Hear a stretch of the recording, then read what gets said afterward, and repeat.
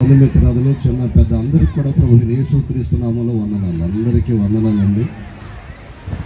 అందరికీ చెప్పారు కానీ పెళ్లి కుమార్తె నాకు చెప్పలేదని చూస్తున్న వారికి కూడా వందనాలు. స్తోత్రం. Praise lord.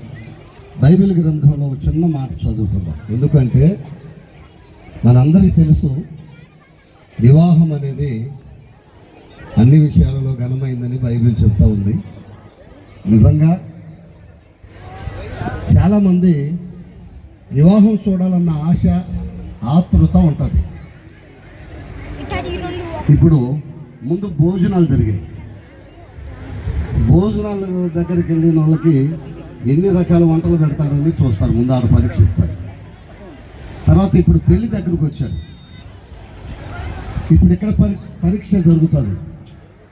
వివాహములో పెళ్లి కుమార్తె ఎలా మాట్లాడుతుంది, పెళ్లి కుమారుడు ఎలా మాట్లాడతాడు, వారిద్దరి మధ్యలో జరుగుతున్న సంభాషణ ఏ రీతి ఉంటుంది అనేది చూస్తూ ఉంటారు జనం.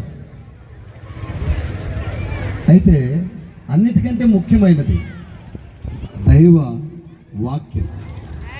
చాలా ప్రాముఖ్యమైనది. వివాహము అంటే 4 అక్షరాలతో ముడిపడినటువంటి ఒక గొప్ప వ్యవస్థ.